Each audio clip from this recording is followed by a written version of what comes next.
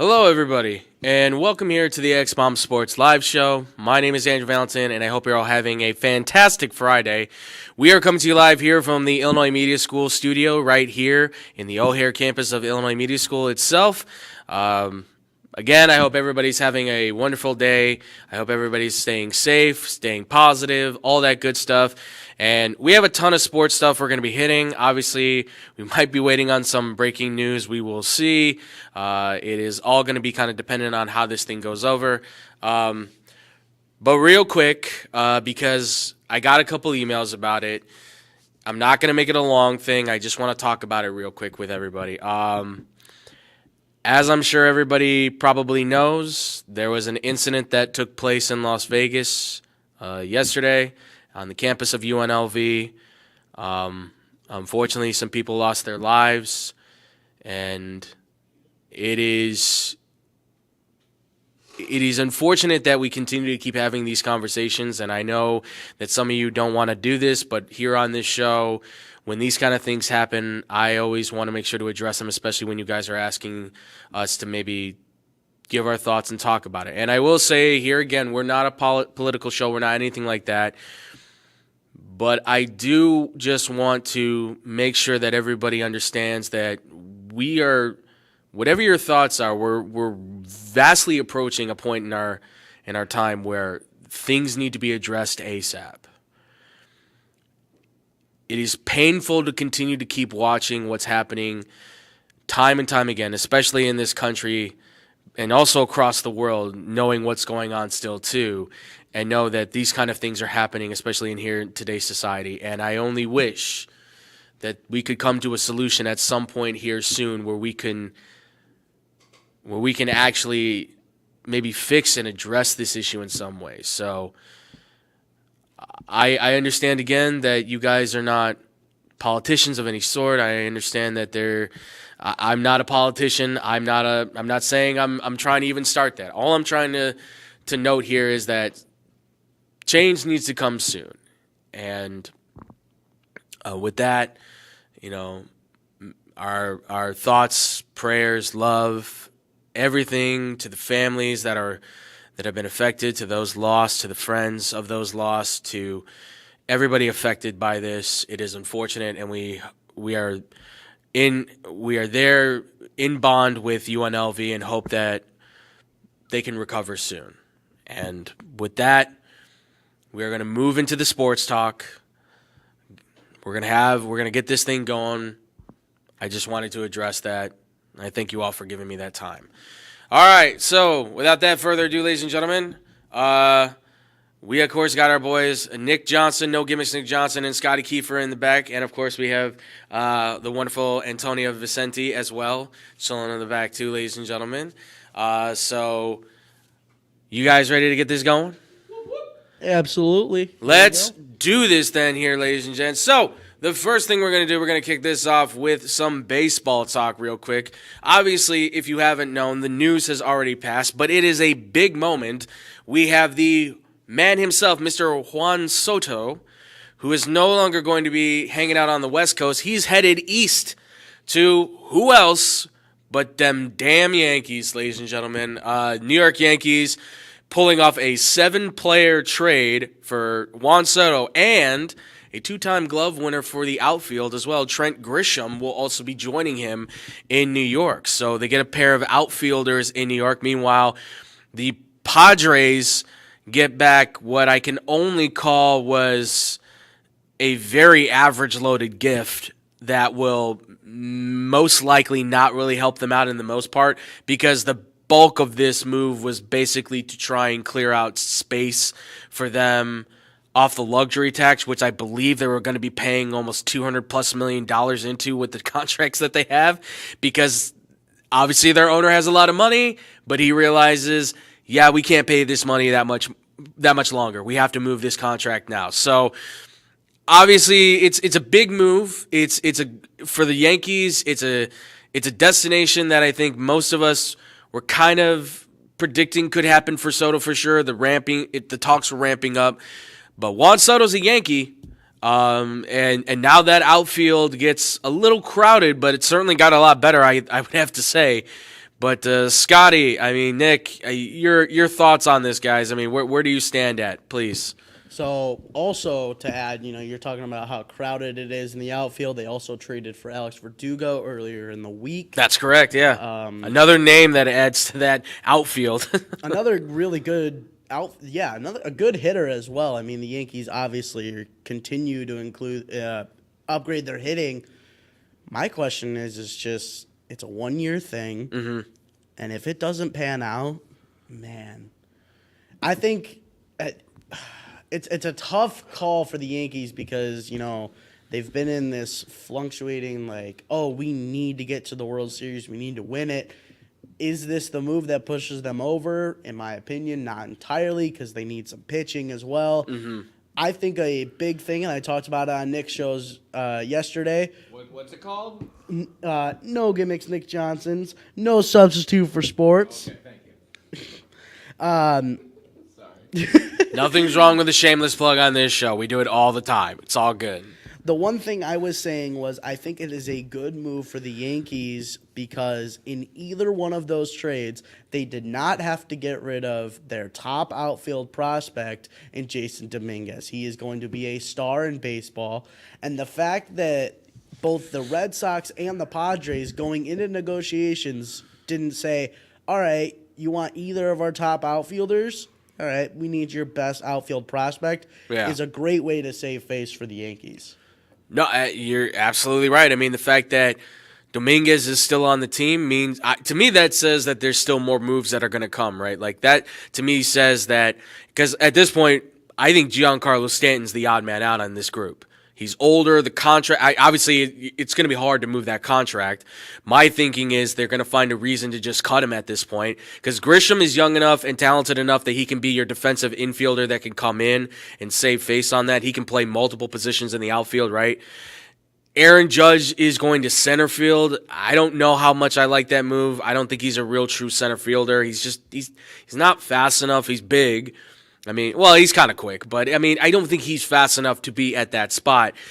But, you're bringing in Juan Soto, who's probably going to take over right field. Verdugo's going to go, I think, into left field at this point. So I agree. I think it's a great move for the Yankees. At this point, you're not giving up Dominguez. Dominguez will find his way in there maybe towards the end of the season or maybe till next year, possibly. We'll see what happens with him. But I just feel like Stanton right now is the odd man out. And this Yankees team, obviously, they said in their statement, they're in it to win it. They're eyeing pitching after getting the Soto deal. That's the report that's coming out. They're looking to try and upgrade at pitching because their bullpen is kind of, how shall we say, very, very weak. They need, I think they need at least 2 more guys to stick in that rotation that can be average starters to at least get them 500 or like a game under 500, guys that can kind of just hold their own. Otherwise, that bullpen has to be super deep. Like, you have to invest in that, and I don't know if they're going to be able to do that because everybody's going to be looking for bullpen help. All the top teams are kind of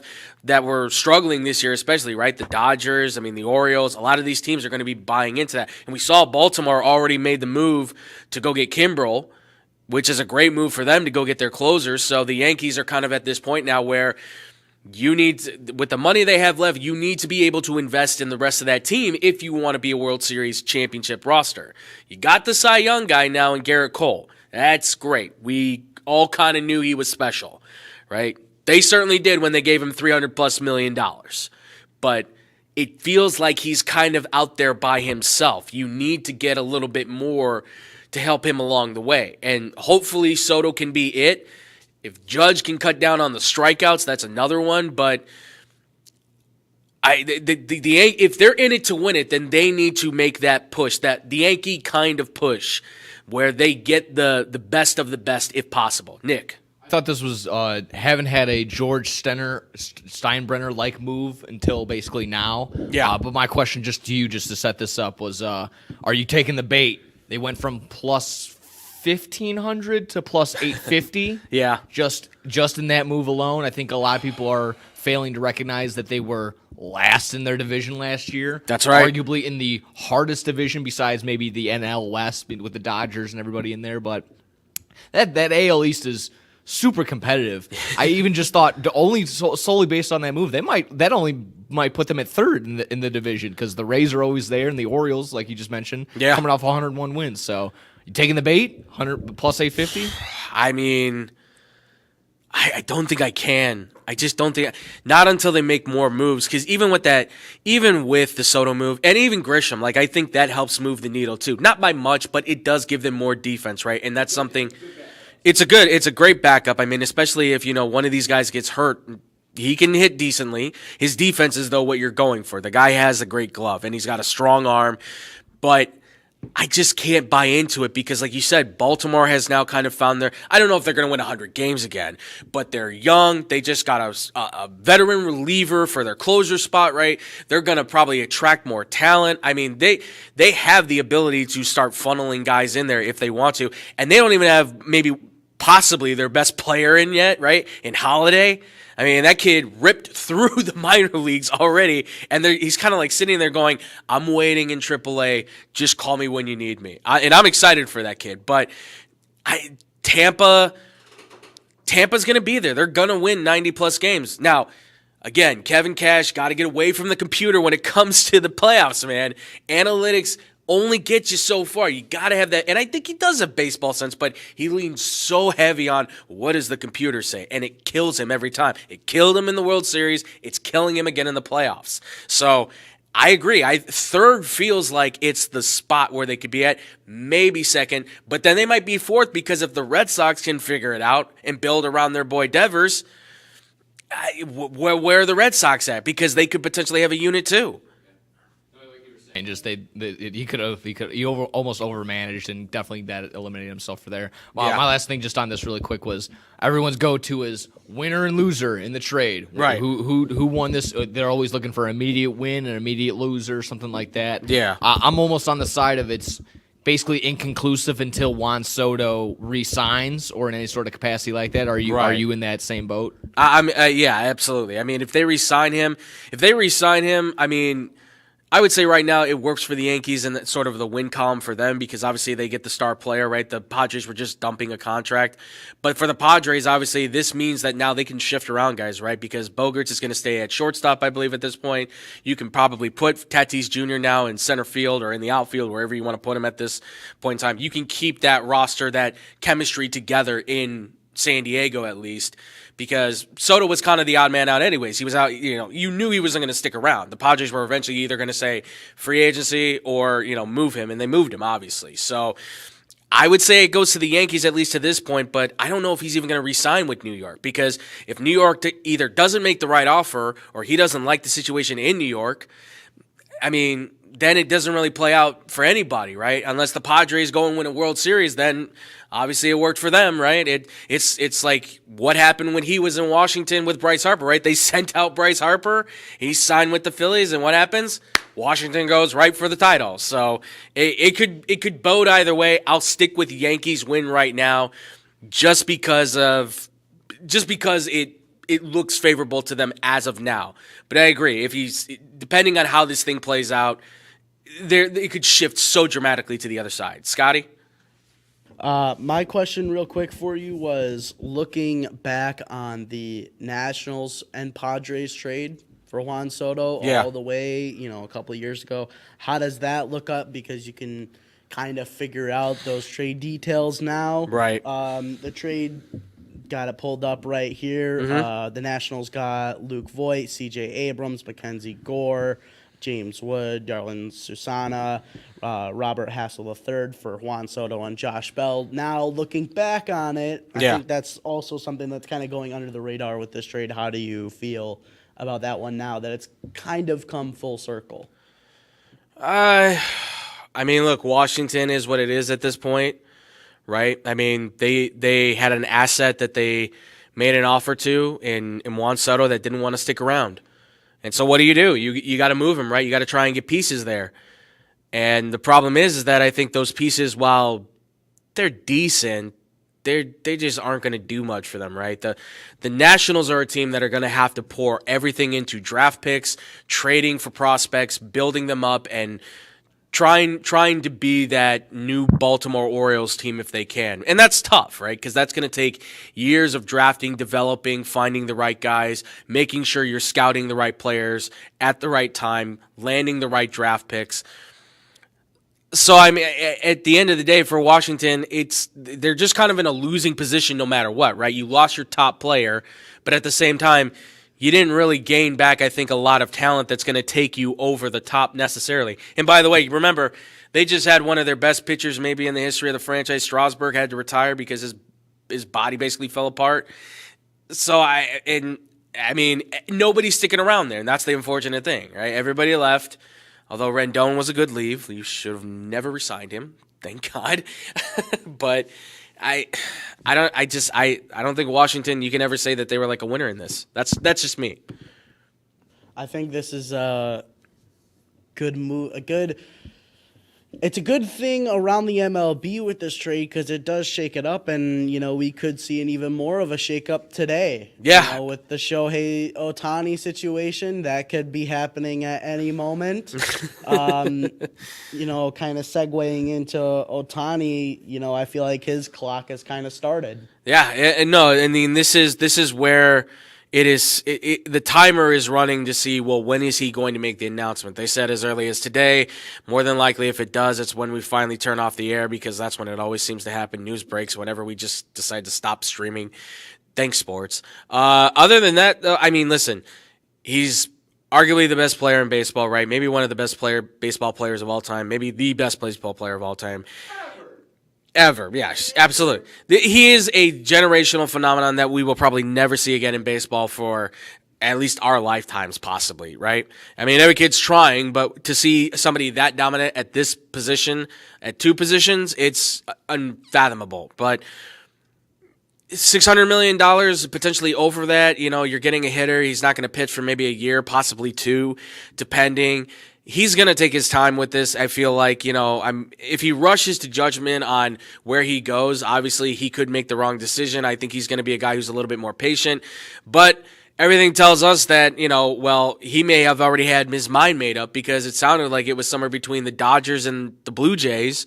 And we've heard that obviously whatever came out of the Dodgers when they were saying like, yeah, we met and that was kind of it. Like for some reason that made him upset, and I don't know why he would be upset about that. It's not like you gave away any big details or anything, but at this point now it is kind of just waiting on pins and needles to kind of see what the next move is. Yeah, Scotty. I'm on edge back here because I'm waiting to see it drop. Every Twitter notification ruins my day because I'm like, oh, there it is. Trust me, I have my phone on, so if you hear reporting, I don't know what it means necessarily, but Dodger Nation is reporting that the Toronto Blue Jays are the decision. That's what it is. Okay. Well, I also got Alden Gonzalez and Jeff Passan said about 20 minutes ago that the actual decision hasn't even been made yet, so he must still be thinking about it. Okay. This is the tweet, not to say it won't ultimately be the Blue Jays, but my understanding at this point is that the decision has not been made. Yeah. So, look, it's just going to be thrown out there all day who he signs to until someone like a Passan or Rosenthal comes out with it. School, there was a sushi restaurant in Toronto had a party of 100 people reserved today. I'm leaving it at that. Okay. I'm leaving it at that. Listen, everybody knows in the 7 years we've been doing this show now, we love to go off these rumors, right? And that's enough for me to say that I think he's going to Toronto. Yeah, I mean, do we live for these moments on this show? Trust me. The rumors and everything that swirl around these big moves, especially with these top players, it's great. If it is Toronto, and let's just play that game, right? If it is Toronto, he fits like a glove perfectly. I mean, that team is built to protect him as a hitter. When he comes back, it's built to protect him as a pitcher as well, where he can fit in as the ace, and he's got a rotation that he can work with that'll give him the buffer that he needs so he can just be the dominant pitcher that he is if he comes back as the dominant pitcher, right? Because we don't know how his body will come back. He's a guy who now, remember, he's 30, as I am. Stop laughing. But your body goes through that change, right? Especially when you get hurt and now I'm not a major athlete and I never have been, never will be. But for him, he's big, he's strong, he's physical. He is such a powerful athlete that I've almost kind of hoped that maybe he would lean more to being a DH guy than try and force the pitching, right? Like take 2 years off, get yourself back into shape, see if the pitching's there. As long as the velocity, I believe, is, I would say, around 95, 96 on the fastball, his breaking ball stuff is amazing. You can survive off that. You can still be like a 12-5 kind of pitcher with your wins and losses. I believe that. He can maybe even, I think he can even almost touch 20 wins. And with that, he might even win Cy Young. But it's all dependent, though, on how his rehab goes, how he comes back. Does he have to adjust because things are now not the same anymore for him as a pitcher? Because hitting-wise, I don't think anything's going to change unless he gets hurt there. And I'm, knock on wood that doesn't happen, obviously. I want to see Ohtani at his best with a highly competitive team going into the playoffs. And I think Toronto is that team that can do it. Obviously, the Dodgers can too, but I think... And go with me here, folks. Like the Dodgers, it almost feels like it would be overkill. Like they would win so many games, they would be so good, but like they would always still fall short because you're paying him so much money. You would have to sacrifice your payments elsewhere, and it feels like you would have to take out some of the top players and some of the top pitchers that they have, and I don't think they want to do that. I just don't think they would. That's a hard loss to take. Toronto has an owner that's crazy with money. He's willing to pay it. He'll pay into the luxury tax. He wants the Blue Jays to win a World Series. He wants that 92, 93 back-to-backs. He wants those seasons back. But he wants them now. So, but Scotty, please. Shohei Ohtani is signed for the Savannah Bananas. If I'll tell you what, if he wants to do that when he's 40 years old, him and Ichiro go over to the Savannah Bananas and have a blast. I'd be down for that. I'd absolutely be okay with that. I mean, all jokes aside, I think we can all actually agree that if he goes back to the Angels, that is just a huge detriment to just baseball in general. I can't see him doing that. Yeah. I can't see. Artie Moreno is an owner who is not a baseball-oriented owner. He falls in line with guys like Jerry Reinsdorf, I think, and John Fisher, who they're just not sports people. They're business people, and that's okay. You can be a business person and own a team, but Artie Moreno also is one of those guys, kind of like David Tepper we've talked about with the Panthers, loves being involved in this stuff, and it rips the fabric apart on what you want the team to be. It makes it hard for the general manager and the players to be able to be themselves because your owner's trying to sell this thing as like it's a product at Walmart. It's not. It's a product, yes. Baseball is a corporate product, absolutely, but it doesn't have to be boxed and shipped and put in a nice package. There is a wholesomeness to it with sports.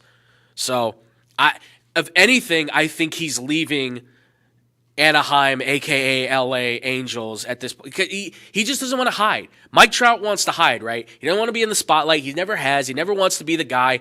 Ohtani, he's like, yeah, I'm the guy, and I know I'm the guy. He knows wherever he goes, other people are going to flock to him.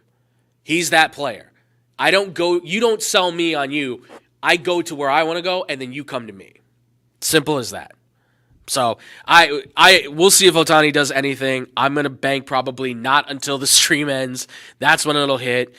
If that's the case, then guess what? Next week we're going to have a lot of fun talking baseball.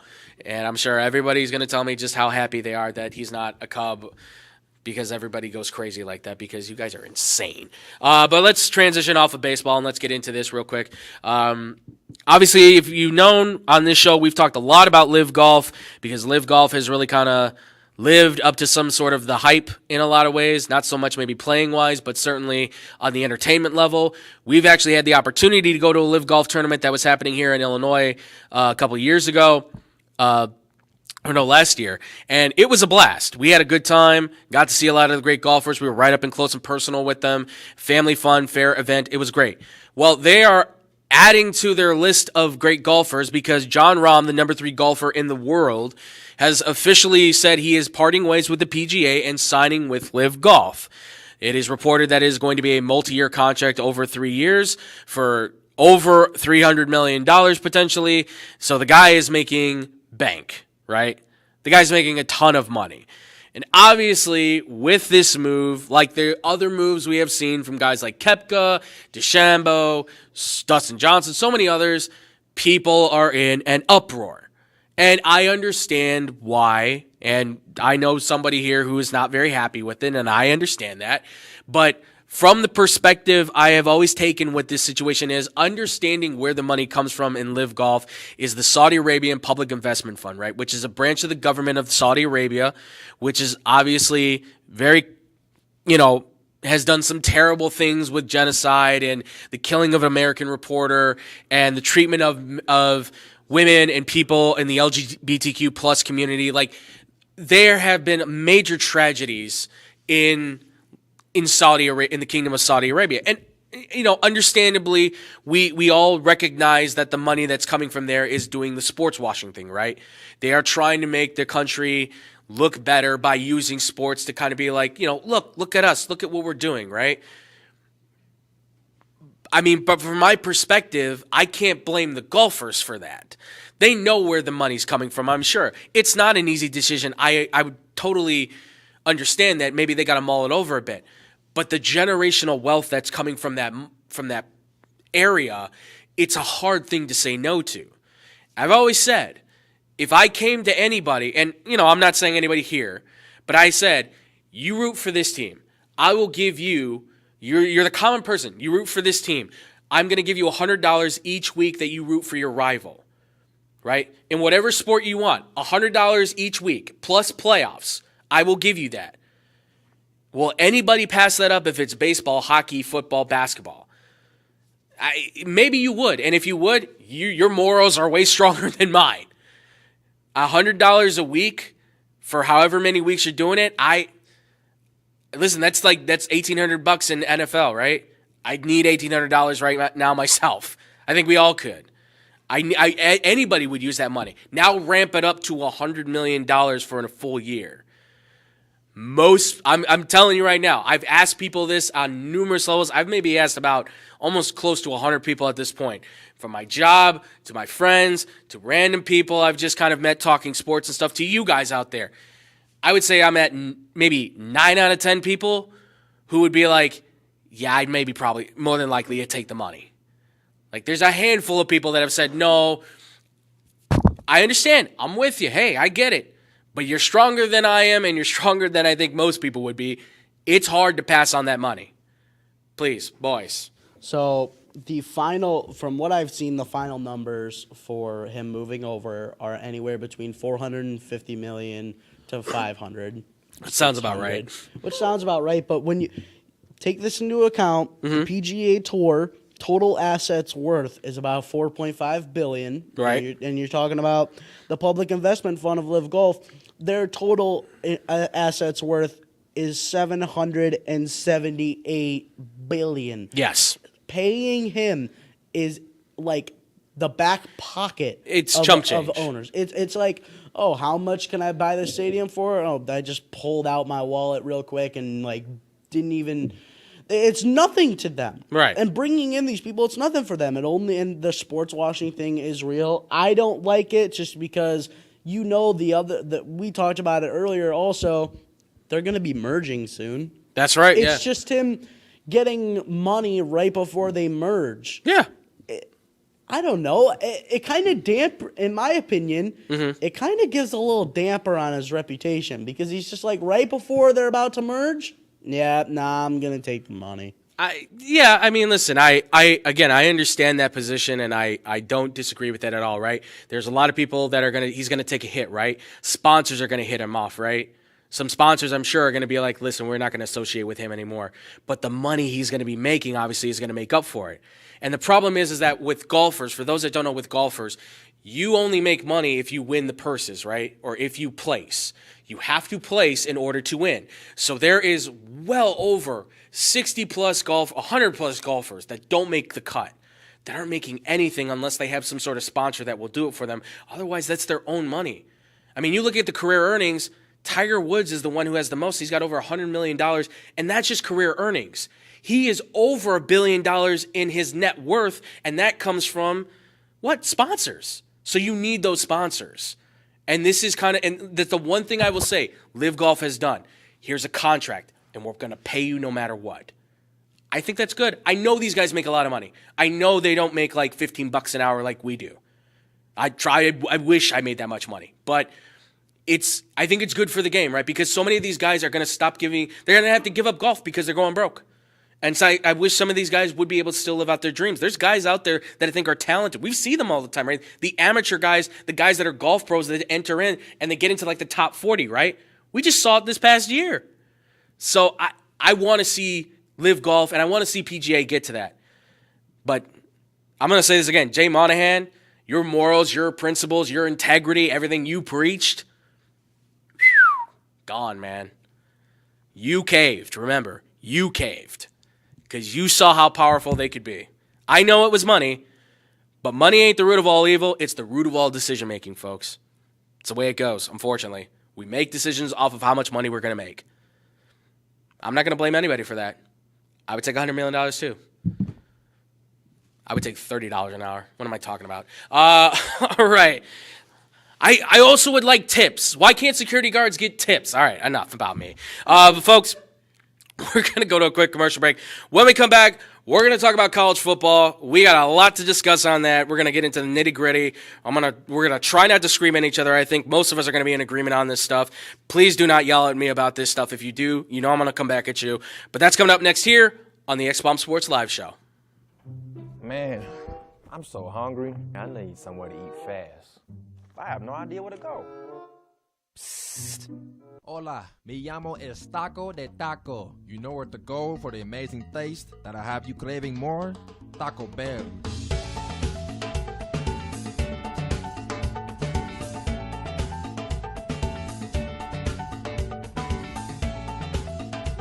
All right, can I get 20 tacos, please? You got it.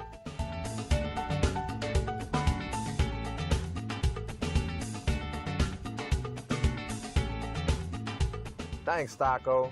De nada.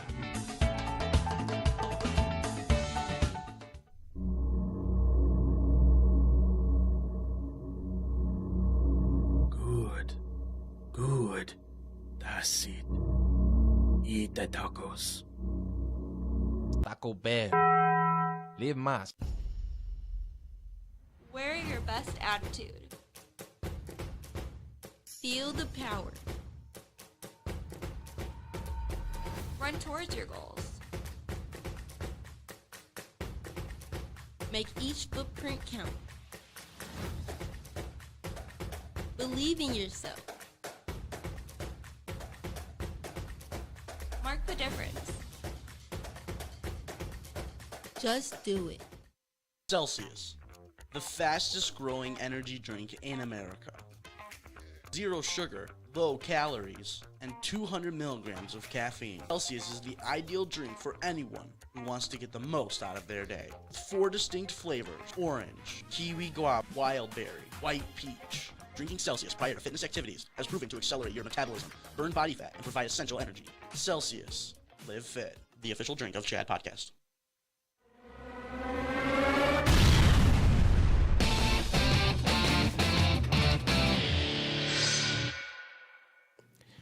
Welcome back, everybody, here to the X-Bomb Sports Live Show. I'm still Andrew Valentin because who else would I be? Well, I want to be David. I love you, David. I'm just letting you know, but I love being me, and I love me some me.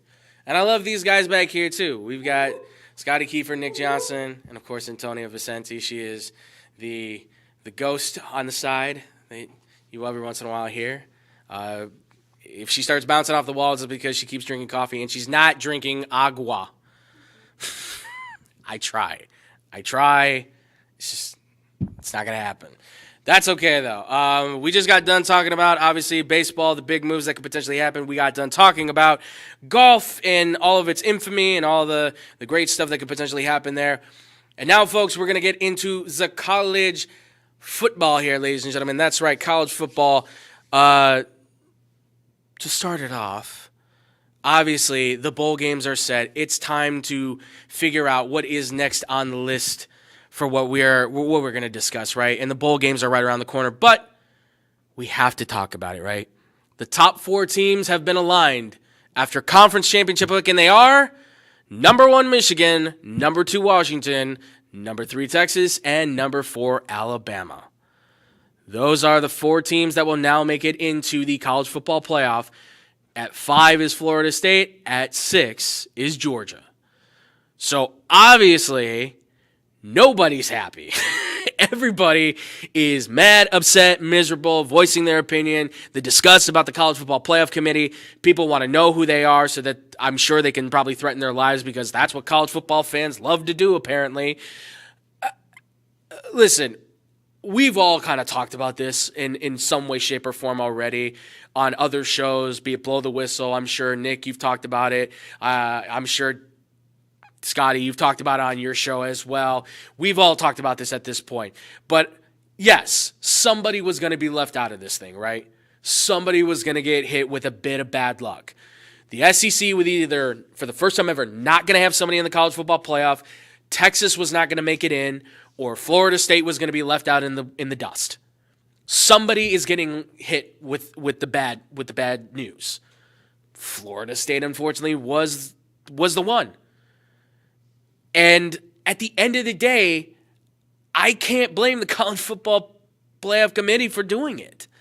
And I don't know anybody who does, except for those that are looking at this on this level of, oh, how could you do this to a team that goes undefeated? They're the first team undefeated to win their conference championship that's not going to make it in. I hear you.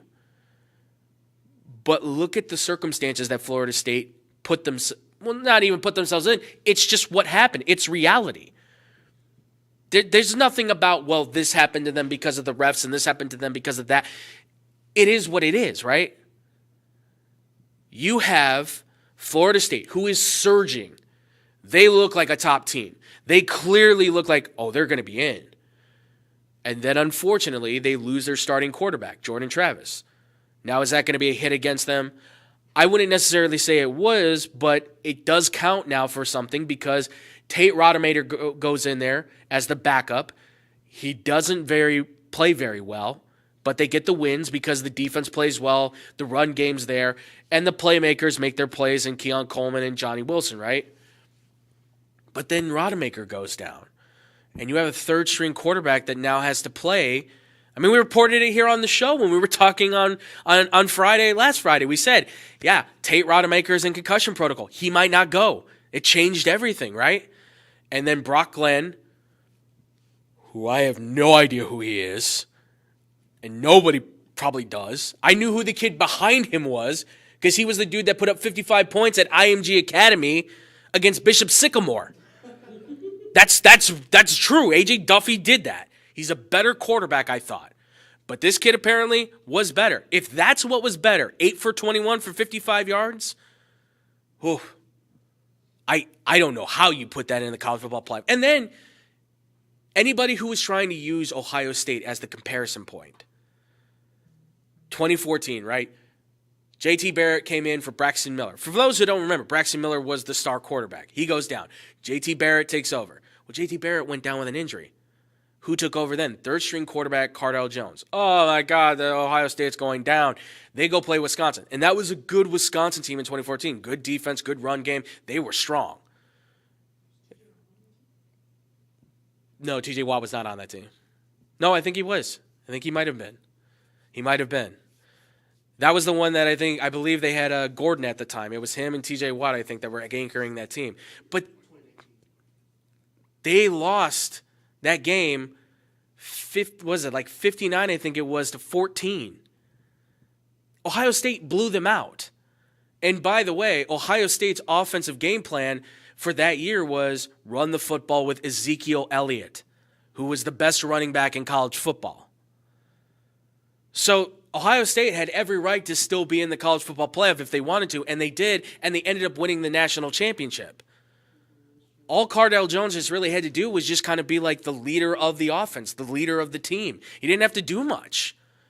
Now, he made plays, but, I mean, I think we can be real about here and say, yeah, you know what? It could have happened for Florida State, but it wasn't going to. It just never was. They had to pass the ball. They don't have that run game.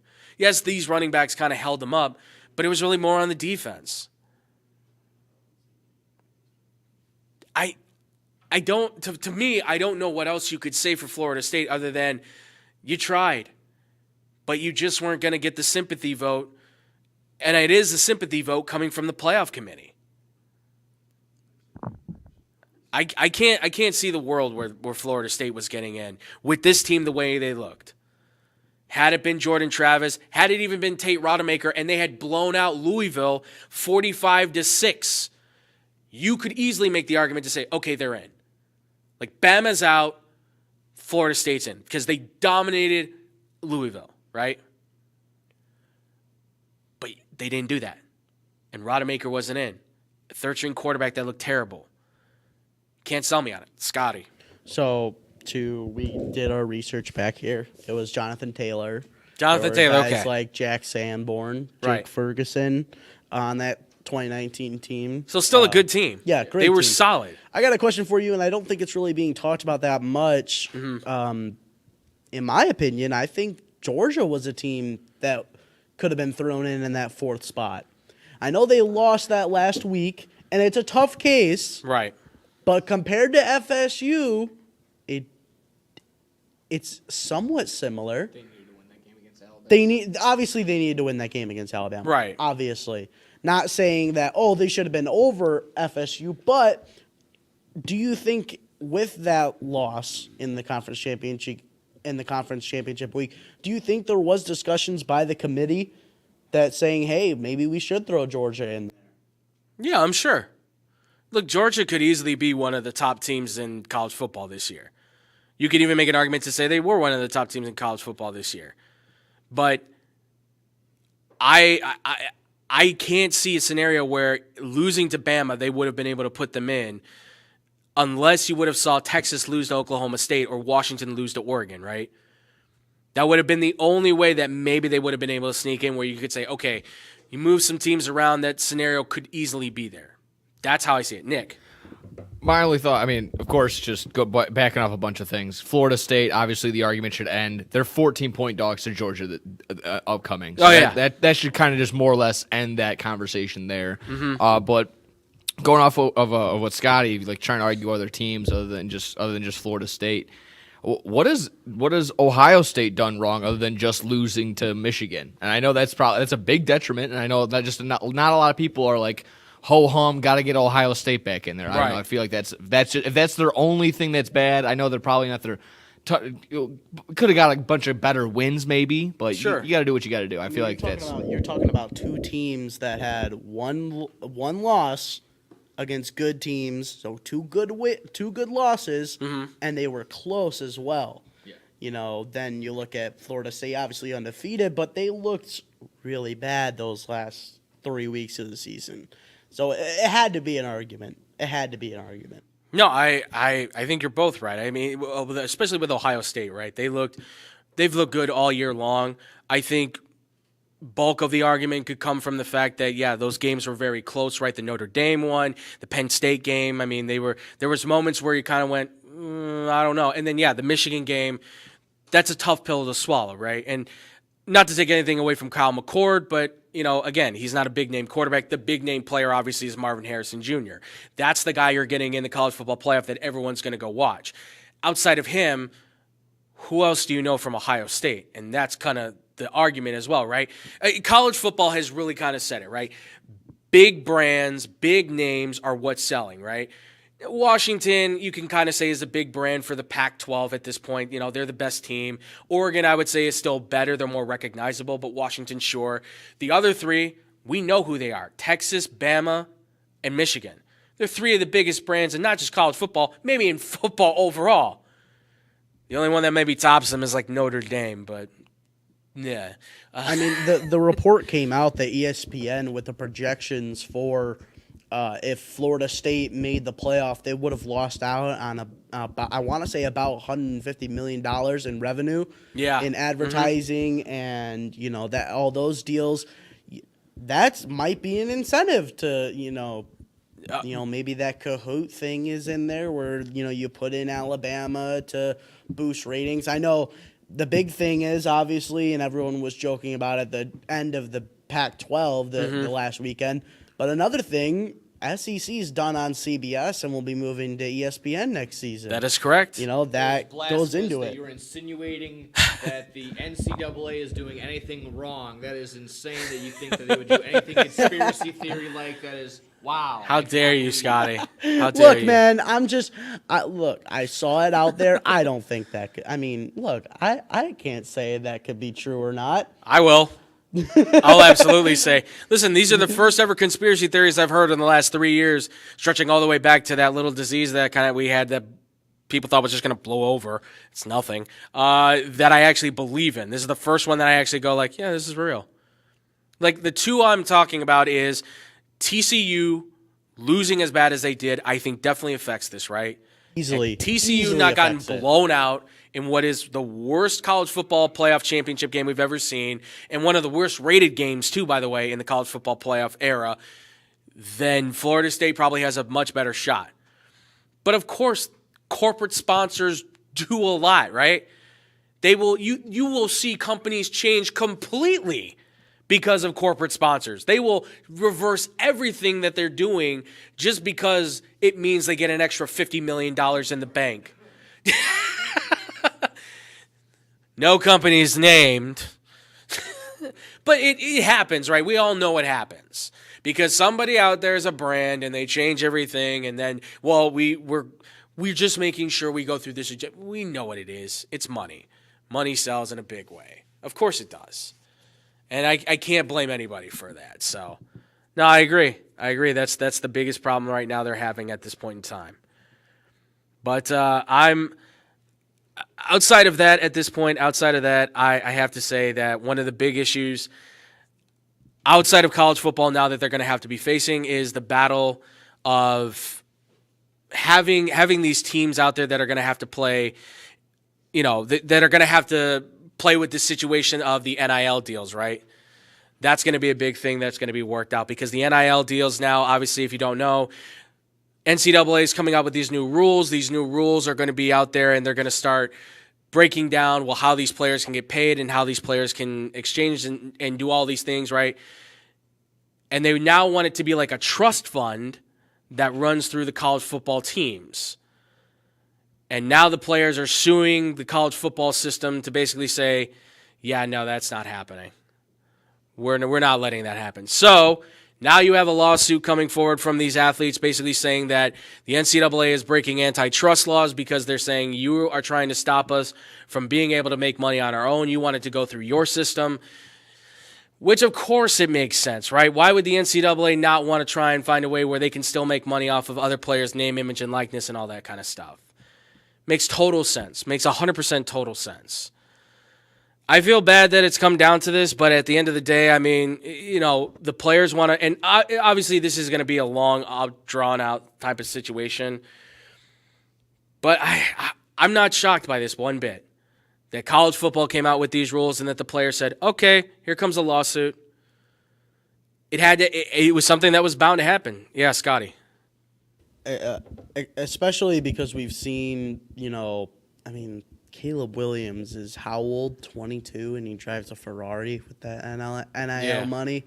I mean, the money that they're getting is just insane, and they're starting to live off that. Right. I mean, we all had a problem. Hey, you're not paying any college players at all because all the money that college football makes and all the advertising deals, all the partnerships they get, the Big 12 with WWE. Mentioned earlier, SEC moving to ESPN. That's big money moves, and it's not being shared around. Hey, start sharing it around, and now you get to problems like this where they're starting to live off this. NCAA's like, oh, let's kind of change it so that we can keep our money back because, hey, we're losing money giving them money. Right. So they try to change it, and all hell breaks loose. Yeah, no, absolutely. I mean, this was something that was inevitable. This was something that was going to eventually happen, and college football doesn't ever want to see the rules change. They want to kind of keep things always in their control, and this is kind of the moments where they're saying, and look, I agree, NILs are gotten out of hand. They're getting a little bit kind of crazy. I like the madness, but at the same time, yeah, the money's flowing out of hand. But this is kind of a bad way to make it look like it's control, right? This is a bad way to kind of make it look like, yeah, NCAA wants a little bit of say-so on how much money you can make and all that kind of stuff. But it's just, it's wrong. I mean, these kids should have a little bit more freedom to be able to have to their name. I think there should be some rules put in place so it's not the wild, wild west. But at the same time, you know, it is what it is. Not to simplify it down and not really give a non-answer, but it really is what it is at this point. Until the NCAA can come up with some actual rules that can be more concrete, that doesn't allow them to kind of be the ones to be like a third-party user for them and a trust fund. I don't like that, because that means that you can take the money then and you can do something with it because you have a controlling say-so in that cash flow. And I don't like colleges being able to do that when it's off the player's bat. That's what this whole thing has been about. Scotty, please. It makes me upset because I'm still waiting for NCAA 24 to come out. I am still waiting for that. And this stuff even throws that into question. I know, like, I don't know if you ever talk about the gaming side of this, but, you know, that is also a problem with the NIL money. Yeah. The big problem with the video game side is they all complained, oh, we're not going to, there's money going for it for using their name, image, and likeness. Mm-hmm. But each player makes, like, no money at all, and they had a big problem with it. That threw that side of it into question of it ever coming out. Then they kind of settled it. You know, EA Sports is like, oh, yeah, it's going to be coming out. Now you throw out this, and it's like, oh, great, we're going through this all over again. Right. Because the college, you know, NCAA and the athletes can never decide the right amount of money to spread the love between the both of them. Yeah. No, you're absolutely right. And this is going to be an ongoing battle for quite a while with them. This is not going to be an easy situation that they just, we'll settle. I mean, they maybe do settle this out of court, but I don't see that happening. This is going to be something that the NCAA is going to want to fight. The players are going to want to fight. Everybody wants to get their part of the pie. It's just how big is your part of the pie? That's going to be the answer on that. Well, folks, that's going to do it for the college football side of things. Oh, Scotty, yes. I got one thing real quick. Okay. Because obviously there is one game this week. Yes. We cannot do Army-Navy. college football pick six. Mm-hmm. But we do have Army-Navy this week. Real quickly, to throw up last week, it wasn't the best week for you. Nope. We got to pick one this week. Yes. You know, David's still got to come in here and decide who he's going to pick. But now we can get Nick on the graphic. Yeah, absolutely, yeah. Real quick, Nick, who's Army-Navy? Who do you got? Army. Put it on the board. I got a buddy that is in the Army right now, so that's the only reason why I'm picking Army. But the under looks amazing. Let's just say that. The under's great. Whew, what a barn burner it's probably going to be. Watch it be like a really 42-41 game. I'm going with Army. I'm definitely going with Army. I can't go against them. One of our former teammates here on X-Bomb and Blow the Whistle, he's an Army guy, so he jumped out of planes for that. And also, he once went camping with some of our guys, and they found him sleeping on his hoodie. In his, like, I don't think he's that kind of guy, but I would not test it. So I'm going Army for sure, because I don't want to know what would happen if I went against Army on that. He's not even that kind of a guy. He's just, the Army guy I don't want to mess with. But, all right, that's going to do it for the college football section, folks. When we do come back, we're going to round it out quickly with the Pick 6. That's coming up next here on the X-Bomb Sports Live Show. The Chicagoland area has a large number of lonely dogs currently filling shelter pens, just waiting to find a family. Nothing adds warmth to a home like a wagging tail and a warm pair of brown eyes. If you are considering adding a dog to your household, visit the Anderson Animal Shelter, where adoption counselors can assist you in selecting your new best friend. Make your house a home. Adopt a shelter dog. To see a current list of adoptees, visit their website at www.andersonanimalshelter.org or meet them in person at 1000 South LaFox Street in South Elgin. Don't have room in the home for a new furry family member? Donations of toys, collars, and soft or hard non-perishable dog food are always accepted and are greatly appreciated. All animals are spayed or neutered and are waiting with tails wagging to find a loving home. Visit 1000 South LaFox Street in South Elgin or www.andersonanimalshelter.org for more details. Hey, watch your mouth. Why? I'll just put a quarter in the swear jar. Once it's filled, we get a Coors party after work. I've been drinking Coors since my college days. The cold draft taste is second to none. Yeah, worth the recorder, am I right? You know it, mother. Hey, you get those reports done? Yeah. No. You, sir.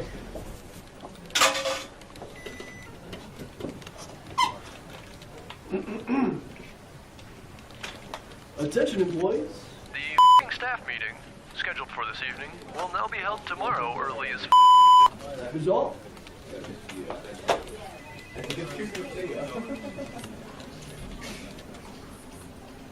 Dudes, we're only 75 cents short. Oh, shh. Where's the boss? Hey, sir, go yourself. You're fired!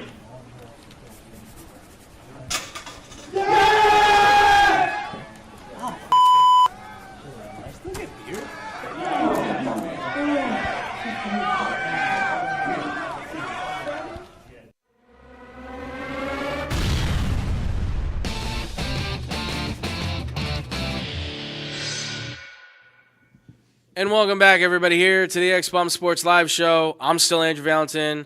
I'm still here with my guys, Scotty Kiefer, and, of course, No Gimmicks, Nick Johnston. Unfortunately, Antonia has left us. She's not gone into the spirit world. She's had a long day, I'm sure, as we all have. But, folks, it's time. We got done talking about college football. We got done talking about all the other stuff. It's time for the Pick Six of the NFL.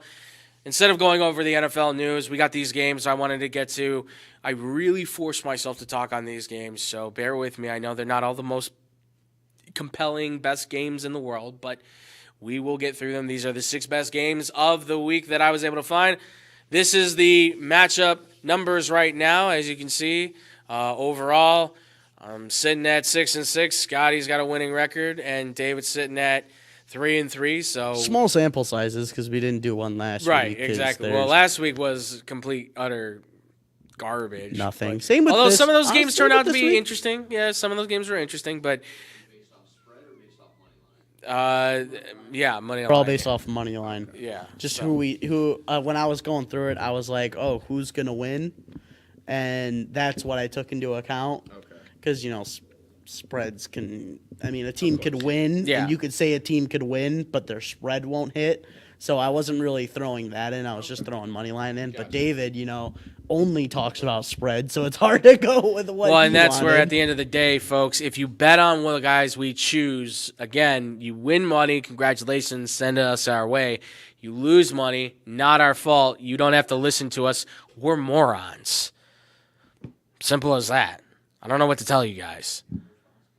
Gamble responsibly, of course. Yes, of course. If you got a gambling problem, 1-800-GAMBLER, please call it. If you have an issue, please gamble responsibly. If you do. That's the disclaimer. Andrew, you ready to get into this? Let's do it. Pick 6 time, ladies and gentlemen. We are kicking it off with Detroit at Chicago. Lions, obviously, last time they met, had a pretty bad game, but we're still able to bounce back thanks to the defense and some really big plays from the run game. Can Chicago pull it off being at home against the Detroit Lions, who are 9-3, running away with the division at this point? It's pretty much their solid foot and stone. The over-under right now is sitting at 42.5. The line is going to Detroit for 3 points. Who are you guys picking? Nick, you want to take this one first? Yeah, I don't think this is going to be a repeat of last time the Bears met. I don't think Jared Goff's going to turn the ball over 3 times. I know Jaquan Brisker was in the locker room earlier this week saying it's almost a revenge game for them. Yeah, because they, like I said, they didn't want to give up that loss. Right.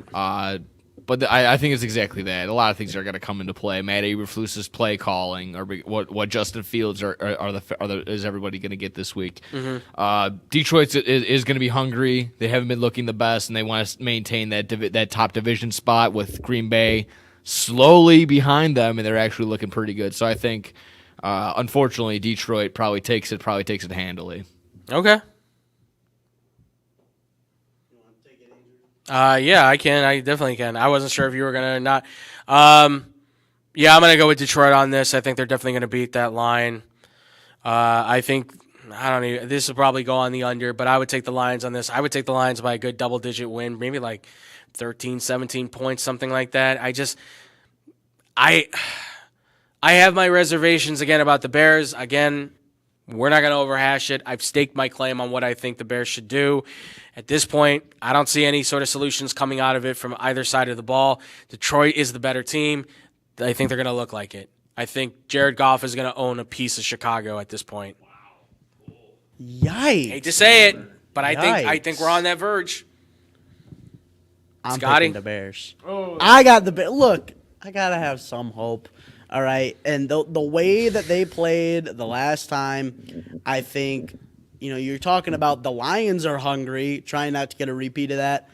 I think the Bears are also the same way. They had them. Yeah. They had them. They might not get the turnovers like they did last time, but that defense could slow them down. A big part of the Lions' offense is their dual running back run game. Mm-hmm. And the Bears have the best run defense in the NFL. I think it could slow them down. I'm picking the Bears to just barely squeak it out. Okay. Barely. All right. Fair enough. Well, you can be wrong, Scotty. It's okay. All right. Wow. All right. Come on. You can't. Look, I have hope as a fan. And honestly, non-biased, I think the Bears could pull it out. Well, You look at what the Patriots did last night. you have. Everyone says, the Patriots aren't going to win that one. They were even talking about it on Thursday Night Football that the Steelers already won the game before it even start. And look what happened. Yeah, I know the Patriots didn't score in the second half, but hey, if the Bears can pull out a win like that, I would be so happy. Well, if you clap your hands together around hope, you would still just get nothing but air. So, other than that, I'm sorry, man. It just change teams. Next game we got. Yeah, move on to you changing teams. Here Sure, we go. why not? We got Indianapolis traveling to Cincinnati. Yes, sir. Cincinnati 2-point favorites. Nick, we'll start with you. What are you thinking? This line shifted from Colts being favorited, or it was a pick 'em when I first looked at it, but I did see the Colts favored by a point. Now I got the Bengals by at least 2. Yep. I'm not rolling with the public on this one. I'm going back to the Colts. They're red hot. They're in a wild card run. Give me the Colts on this one. I just also love the over in this game for sure, sitting around 40, 43.5 or something like that. If we saw anything like that with last game on Monday night, Jake Browning can still sling it. He had over 350 yards.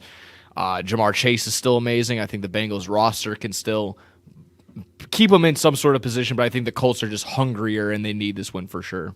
Yeah, no, I'm in the same boat as you. I'm taking the Colts on this one. Really quick, just before we get to these other games, Yeah. can I just tell you, these QB matchups are absolutely brutal this Oh week. yeah, trust me. I knew when picking these games, it's not going to be Even though you got starters in this one, it's Bryce Young versus Derek Carr. Yeah. I know C.J. Stroud, yes, but coming back is Zach Wilson. Yeah. Just talking about this game, Gardner Minshew versus Jake Browning. Right. You potentially know Trevor Lawrence, so C.J. Beathard versus Joe Flacco. Yeah. Even CJ Beathard, he's limited practice as well, so he could even be out on Sunday. Exactly. Baker Mayfield and Desmond Ridder. Joshua Dobbs versus Aiden O'Connell.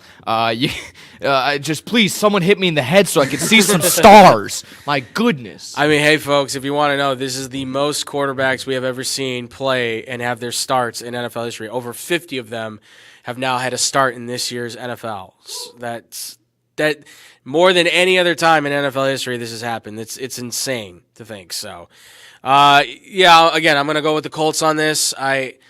Better team, better chemistry, better quarterback. Nothing against Jake Browning and my Bengals. It's just they lost a key important piece that makes that engine drive. It's not to say that Browning can't find a way to do it, but everybody has to play perfect around them in order for this to actually work. I don't think that's always going to be the case. I think T. Higgins is still lingering with some injury and stuff like that. So I would take the Colts on this one. I would take the Colts. I think they can probably win this one, maybe like 6 or something like that. So, yeah, I'm going with Indy on this one. I'm in the same boat as everyone here. Can I be honest though, Nick? I completely forgot what I even picked on your show yesterday. I want to say I picked the Colts when it stood. We'd have to run it back. I even forget what I ran yesterday, but in this moment, I'm gonna pick the Colts as well. And I mean, to be honest, I would just take Gardner Minshew over Jake Browning. And I think that's just the way that settles it for me. Okay, all right. I say we did as well. We did agree on it, but it's understandable. It's been a day. They've been a hot team. Night. I mean, even without Shaq Leonard, they found a way to. They're actually playing, I think, almost if not better. Yeah, yeah. Jonathan Taylor's now out. I mean, Zach Moss is picking up the work. So, Jonathan Taylor is not looking too good, man. I don't know. Contract's really stinking at this point. All right, next game we got. We have the Jacksonville Jaguars against the Cleveland Browns. I know. Whoa. Shockingly enough, Jacksonville is undefeated when they've been on the road. Cleveland, obviously, one of the best defenses, but as we said, it looks like Trevor Lawrence is going to be out. Joe Flacco is going to get another start because at least he played halfway decent. So, interesting matchup. Cleveland's favored by 3. The line is right now sitting at 33.5. Nick, man, kick it off. What do you think? Dan, this is a really tough one to decide. If it is going to be C.J. Beathard, you would think you would lean Cleveland, but their defense hasn't been all the same. Yeah, I won't hurt myself on this one. I'll go the Browns, and I'll even probably take them to cover the 3 and just go low on that total. Is it 32.5? Yeah. Screw it. We'll go with the under. Okay. All right. Oh man, this is tough. If Beathard plays, it's a more competitive game, but that's an if. And I will say this: I like that kid from Ohio, Nathan Rourke. He's a scrapper. He's a tough kid. But that was preseason when we saw him playing and doing those miraculous things, right? The throw where he's falling and he threw it in the end zone. That was great. But that was preseason. I don't know if he can do the same things in the NFL that he was doing in preseason. That's tough to sell me on. And he's a rookie too, right? So I'm going to go with Cleveland as well. I'm going to say I think it's only like a point difference, though, between these two. Flacco's 38. Even with Nathan Rourke, I think they can still get it done. They still have Ridley. They still have Jones. They still have Ingram. They still have Etienne, who I believe is questionable, but they still have some running backs they can work with, like Bigsby and Ernest Johnson still on. They have playmakers, and their defenses are completely opposite from each other, right? But the Jacksonville Jaguars defense does do a good job at playing well, hitting hard, and getting turnovers as well, just like Cleveland. But Cleveland has the more big-name players. So I'll say Cleveland by a point. Probably going to hit the under, I would say. It might even hit the over. Who knows? These teams might find a way. But Scotty, what do you think? Sorry, really quick, before Scotty gets to his, I just have an update. About 4 hours ago, Coach Doug Peterson noted that the status of Trevor Lawrence, his ankle, for Sunday's game against the Browns will most likely hinge on how the QB does in practice. That is via Ian Rappaport, again, about 4 hours ago as we are recording this. So he's going to be most likely a game-time decision. He did practice limited yesterday in practice. So I mean, if he plays, it's a different kind of game then. Definitely a different kind of game when Trevor Lawrence is in. Easily a different game. Yeah. Scotty, please. Look, I mean, to be honest, if you could just see a tweet from all of us later in the weekend, if Trevor Lawrence does decide that he's going to be going, everyone could be swinging Jacksonville. Right now, in this moment, I don't know about that. Honestly, yeah. The Browns' defense is that tough, and they're in Cleveland, so that's Trevor Lawrence is Scotty. I don't know. This Trevor Lawrence is Dealing different. with 2 lower leg injuries. He's already had the Yeah. knee, now the ankle. I don't know. I Even would if still Lawrence take him. goes, still I like will him. say that Joe Flacco, I mean, stepping in last week, that was fun to watch. It was. We talked about it on his show. Going You back know, to 2011 was really fun to watch. Not even that. You could go back just a year prior. All he was throwing to was Elijah Moore. That's true. That's just last year. That's true. Right now, I'll go Cleveland, but that could easily change over the course of the weekend. Yeah, this is definitely a pick'ems kind of game for sure. You can go one way or the other. All right, next game we got up. This could be the big matchup, but we'll have to wait and see. But it is a rematch of AFC Championship rivals, Buffalo going to Kansas City. Kansas City is right now only a point favorite, so it is almost at even with these teams. The over-under is set at a pretty high 48.5. So, guys, starting with you, Nick, who you got for this one?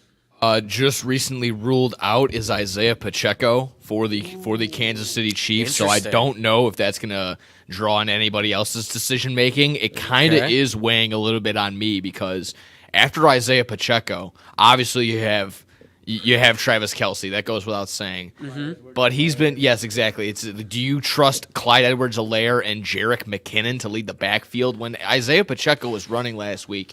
He was basically the only thing that was really, really positive for the Chiefs against the Green Bay Packers. So Yeah. that's just me in my mind. I know the Chiefs are still favored by a point. I don't know if Las Vegas has considered that just yet. Literally just maybe about an hour ago, Pacheco was ruled out. So Okay. right now, I've given the Buffalo Bills the fraud label all year. I don't want to do this to myself, and I'm already regretting it as it's about to come out of my mouth. Mm-hmm. Gonna have to roll with the Bills because this is their last shot. This is their last opportunity. If they want to get in the playoffs, this is it. This is the game. Tough after this. It gets tough after this too. Yeah, it's already been tough to begin with, and they still have. The Dolphins have a lollipop schedule on the way out, so if they want to win, they need to earn it, win it with this game. They still have the Cowboys coming up sometime soon.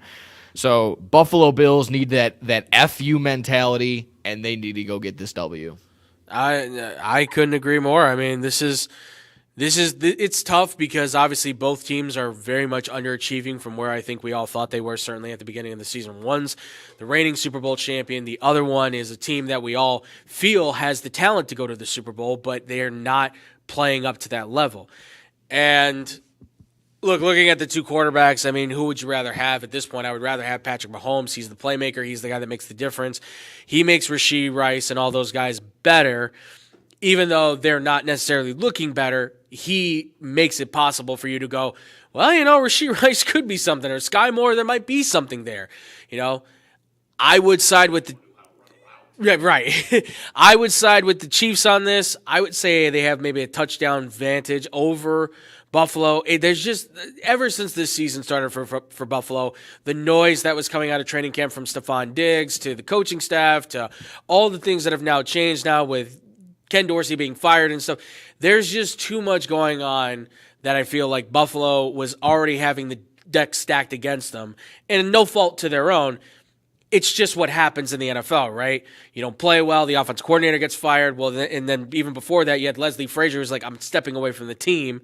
And clearly he was a big part of why the defense was working. Sean McDermott, you want to give a lot of credit to him as much as you can, but maybe he's just a better manager than he is an actual coach. So I'd say Kansas City by at least a touchdown.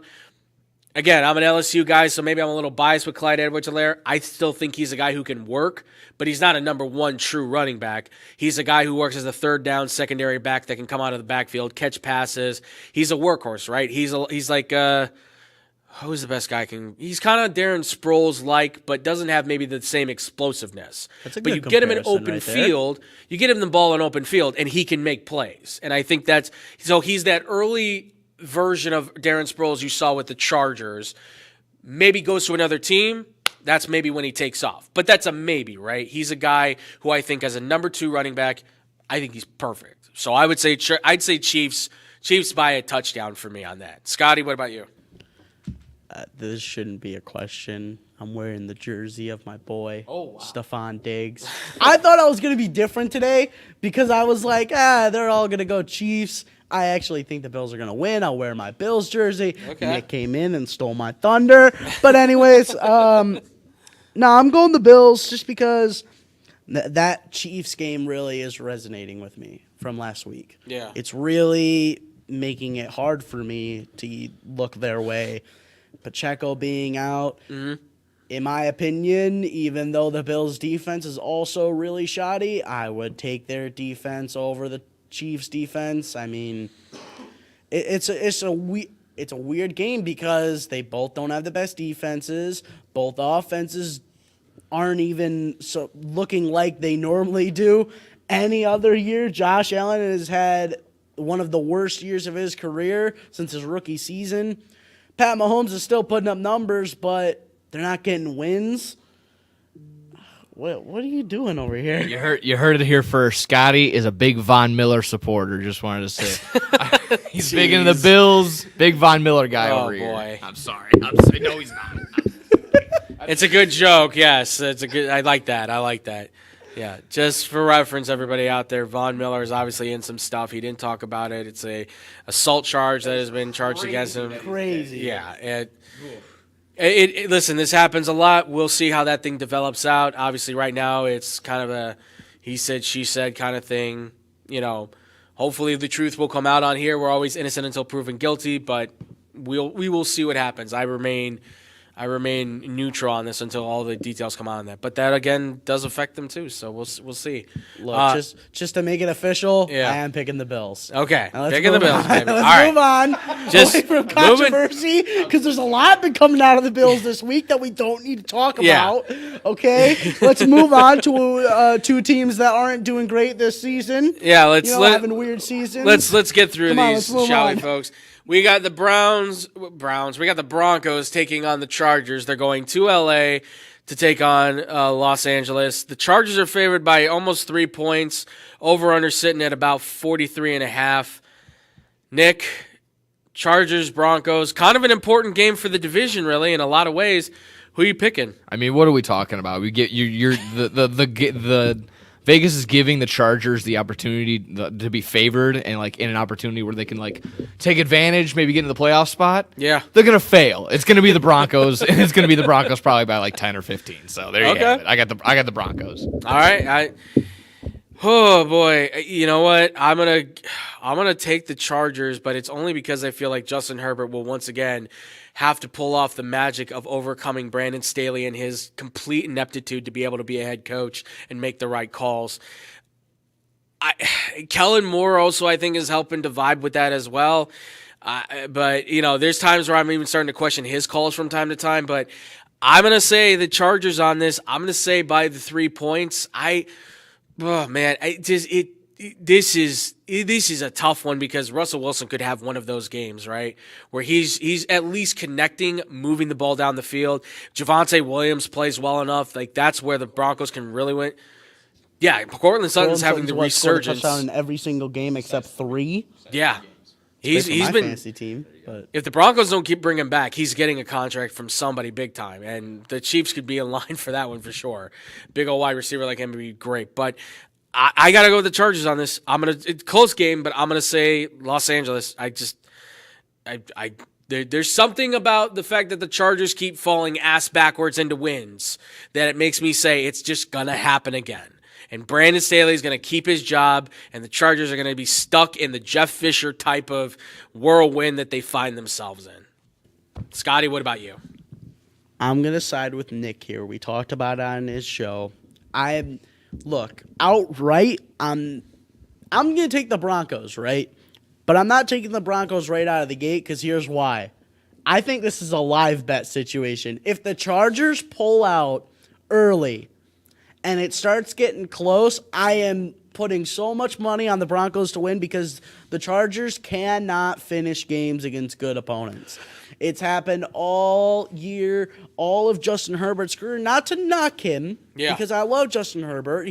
He's a great quarterback. Yeah. But for some reason, I wouldn't put the losses ever on him. whenever the Chargers are in close games, they never win it.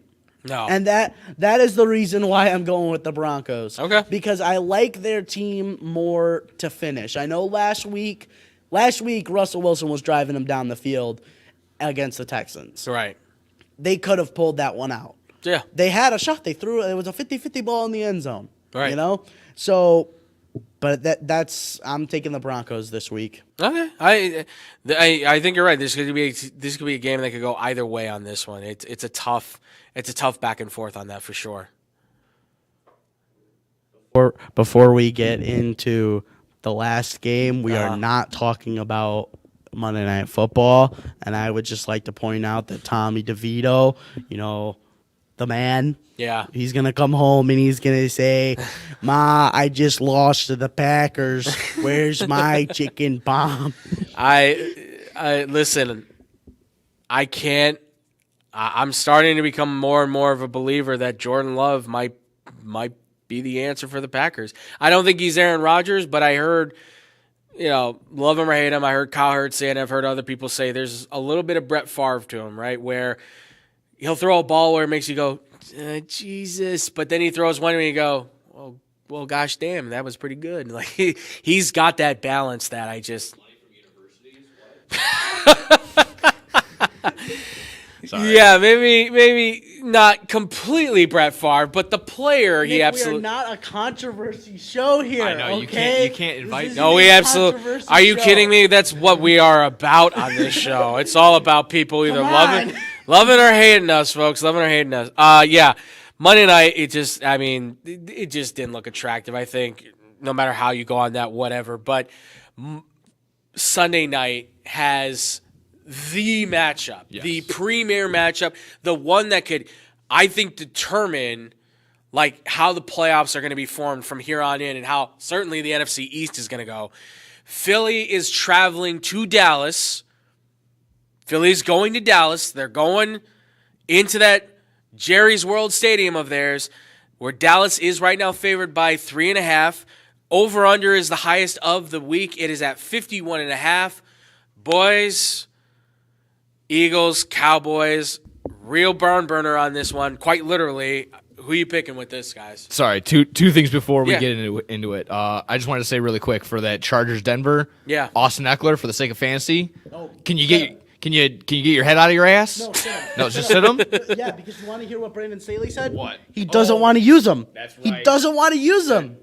So he might be So gone now you're next just year. sabotaging the Chargers at this point.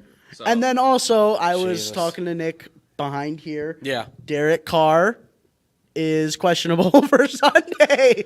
Might get some Winston. Jameis Winston versus Bryce Young, baby. Oh, boy. Yes! Oh, boy. We love this in the NFL. God. We love it. This is awful. It's like pulling your tongue out when you went to the dentist. It's like I always make this comparison. It's like, do you want to stub your toe or do you want to hit your shin on the end table? It's Well, I got my toes stepped on, so I mean, in either way, at this point, I as long as it's not a bullet to the chest, I think I'm good. Jeez, you'll get those on those upcoming Thursday night games. Those are brutal looking. Sorry, yeah. I keep sidetracking. Yeah. I'm in full agreement with you on the whole statement of like this can determine just the lay of the land for the playoffs and everything else in between. Seriously, This game is so important for the Dallas Cowboys. I know it's what. Of course, the question goes like, what game is this more important for? It's important for everybody, of course, but it is most important for Dallas in my mind because the only way I see a good route for them to get to the Super Bowl is by being the leader in their division, being those 1 through 4 seeds, possibly even getting the first round bye. Again, that's tough because the Niners have the tiebreaker on them already, but. This game is super important for the division. Like you said, just might be overall for the NFC in general. Give me Dallas because somewhat coming off the trickling end of that Eagles Bishop Sycamore schedule. Having 3 games in 13 days, now 4 games in 20 days. It's a tough stretch, and of course the idea of Jalen Hurts being hurt as well, taking into consideration that. I will not be David Carr though. I do not think Marcus Mariota is a better option than Jalen Hurts. So give me long-winded way of saying give me Dallas Cowboys on Sunday night. I think I have to agree on this. There's no way Marcus Mariota is going to change anything for the Eagles. I know he's got some decent skills, but come on, Jalen Hurts is the one that makes that ship run as far as the offense goes. So against my better judgment of always wanting to be a Cowboys fan, I'm going to take the Cowboys. And it's really just coming down to the fact that Dak Prescott is playing really good, solid football, I think, across the board. I think their defense has been one of the best in the NFL in terms of shutting guys down. We've seen Bland, he's easily the best cornerback right now because of his ability to turn over and make defense into instant offense. And it's in Dallas, and they have been undefeated at home. I can't pick against them right now, and I think splitting the series gives Dallas an advantage there. I would want to give it to Philly, but their defense has been spotty as well, just as much as maybe Dallas's has. So I'm going to take the Cowboys. I'm going to say the Cowboys probably by 3, just another close game because these two teams are so good, but I can't give it to Philly right now. It's a battle to the very end. It's a battle to the very end for me. Scotty, what stupid ritual do you got for us now? Jesus, Fly, Eagles, fly. I got Okay. the Eagles winning. Wow. I got the Eagles winning. Okay. Look, I know there's questions that Jalen Hurts is hurt and, he's dealing with injuries. But at the end of the day, they had it over on them earlier in the season. You touched on that. Going to Jerry World, I understand that the Cowboys have had an incredible season at home. Right. But I think that comes to the end. I think the Eagles are one of the teams that can end that streak no matter how. I mean, the only difference I would say for me is if Jalen Hurts isn't playing, then it's Cowboys. But if Jalen Hurts is in, there's no one that can run that offense better than Jalen Hurts. He is their guy. And he's been the difference in big games like this. Obviously, last week, it wasn't the best. But that 49ers team is a machine, right? They're completely outmatched on the defense last week. The Cowboys are different, though. The Cowboys are different than the 49ers. They're not as strong as the 49ers. I got the Eagles winning that one. Yeah. Well, and even with the Eagles, like you look at the way that they played against the 49ers, they really didn't do anything very wrong with their team. They just got beat outright. The 49ers just went up and punched them in the mouth and basically said, well, we're not going to stop throwing punches at you. Yeah. So, I mean, when the 49ers, they basically scored on almost every single drive they had. Yeah. It's hard to win games like that. when they're at full health, they're one of the best teams, best units in the NFL, offense or defense. Yeah, and I mean, even the Eagles, like you said, the Eagles didn't particularly play bad on Sunday. Should they have capitalized more? Obviously, but you would have liked it to. Yeah, but they didn't play bad. Jalen Hurts still had a good game. Yeah, their run game wasn't really working, but I mean it's hard to win when you got Chase Young and Nick Bosa up front. I mean, I understand the resurgence of DeMarcus Lawrence up top. Didn't have DeAndre Swift a majority of the game. Didn't use him a lot. And, I mean, undisclosed injury now. He might get the go, but, I mean, I don't trust Kenneth Gainwell, really. I mean, is that... Boston Scott, too? Yeah.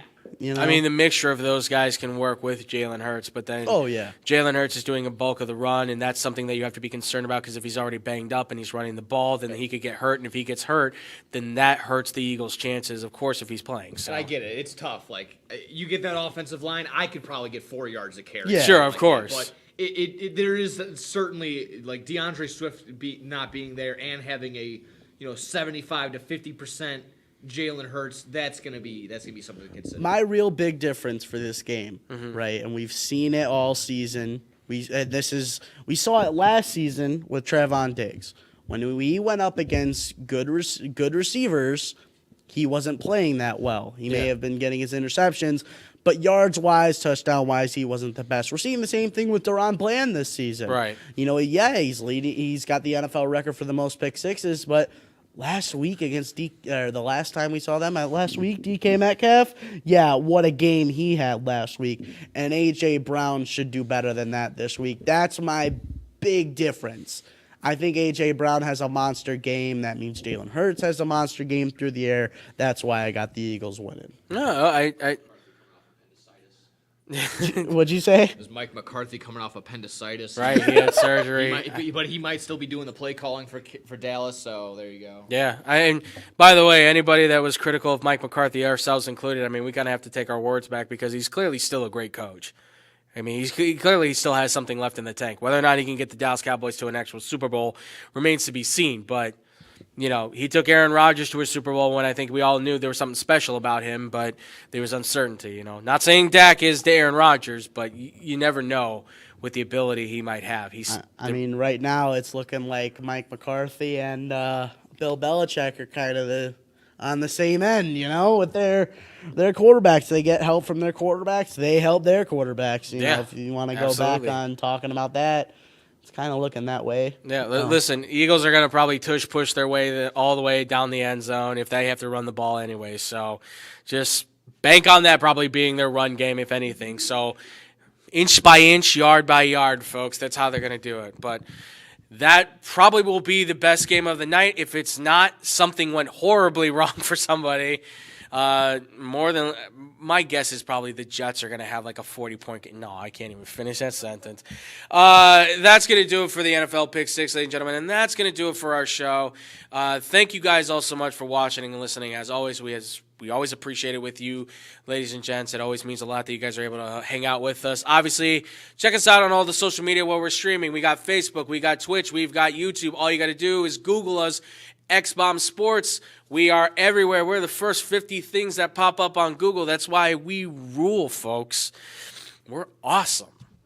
Self-promotion all the way. But please make sure to go check us out. Twitch.tv, YouTube, YouTube.com, and Facebook.com. All of them /it with X-Bomb Sports. You're going to find us easily. Check us out on our social media as well, of course, at X-Bomb Sports on Twitter and on Instagram.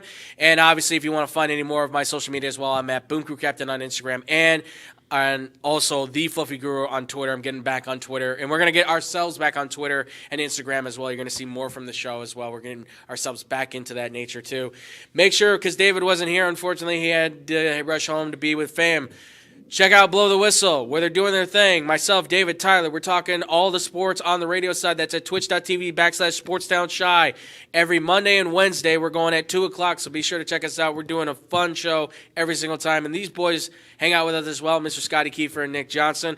Boys, thank you as always for joining us, hanging out with us. We really appreciate it. Shout us out, let us know. Shout yourselves out. Sorry, my brain's all over the place. I'm so tired. Shout out where they can listen to you, hear you, all that good stuff, amigos. Right here, same thing, twitch.tv/SportsTownShy. Basically every day. That's all of us. Yeah, Let's be honest. basically every day for the Sports Pit around 12:30. I hop on with my Sports Emphasis crew, and we hit all the high spots, all the Chicago centric stuff. You can hit me up on Thursdays for my No Substitute for Sports Live, basically hitting all the breaking news and anything else we don't get to there. And on YouTube, simply search No Substitute for Sports, and that's where we're also there on the Degenerates Network YouTube page. That's me, Nick Johnston, and myself, everybody, all my friends over there. Mikey G. Fat Cat. Here you guys go. Scotty, what you got? And then for me, I got my Twitter, ScottyKO3. I'm also on Sportstown Shy on Twitch. Sometimes with these guys, I was on his show yesterday. Blow the Whistle a couple times. Mm-hmm. But I got my own shows Tuesday at 4 o'clock with my boys Kobe and Thomas. That's 4 Star Sports. And then started this week on Thursday, right after his show, you can catch my own show where I'm talking soccer. Pitch Talk at 3 o'clock-ish or whenever this guy wants to finish. No, we're talking about the other football because everyone here loves football. We go all night long, baby. Everyone here loves football, but I love the real football. Whoa. So we talk about that there on Pitch Talk on Sportstown Shy. See, we are all about controversy. Told you. All the American fans are just like, boo. No, guys, check them out. Absolutely. These guys do an incredible job. I've heard them all talk sports before. We've had the ability to talk even offline.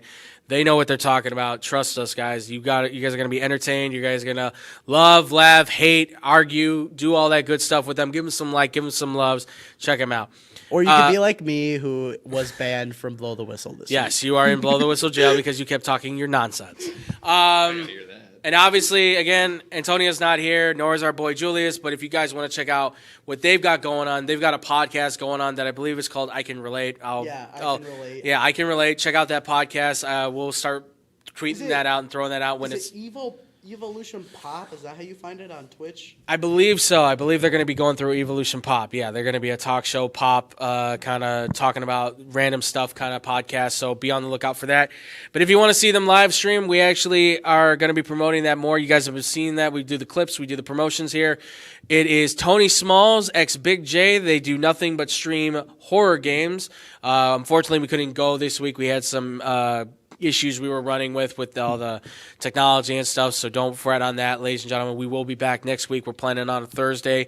We will keep you guys updated on that, but please go check it out. It is Tony Smalls, ex Big J, on Twitch and on YouTube, so please make sure you give him some like, give him some loves, give him some follows. Check out their Twitch streams. Very awesome stuff, very funny, very exciting. Julia screams constantly, and the next one we're looking for is a classic Five Nights at Freddy's that we're going to be streaming next, so be on the lookout for that too, ladies and gentlemen. And with that, I think that's going to be it for us, ladies and gentlemen. Thank you all so much for watching and listening again. We appreciate it. We will see you guys next Friday. And as always, much love. Peace out, Boom Crew.